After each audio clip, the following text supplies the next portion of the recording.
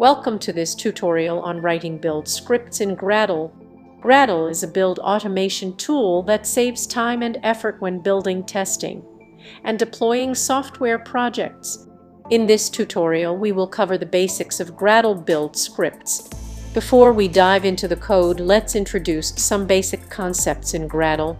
Gradle builds rely on two types of files: build scripts and build files. The build scripts contain the code to execute tasks in your build, while the build files define the dependencies and plugins your build will use. Here's an example build script that compiles a Java project. Let's break down this code into sections.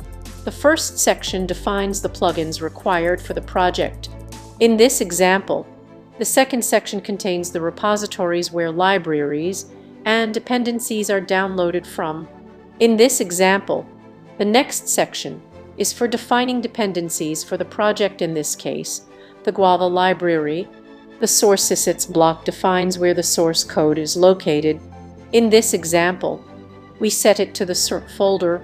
Finally, we create the compile Java task, which compiles the Java source code. We set the encoding option for this task to Utfite. To run the build, open a terminal in the project folder and type Gradle build. Gradle will build your project and create the necessary output files.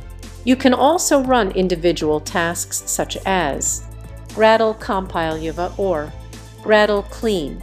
In conclusion, Gradle is a powerful tool for automating the build process of software projects.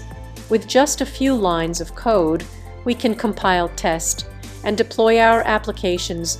I hope this tutorial has been helpful in getting you started with writing build scripts in Gradle. Thanks for watching and happy coding!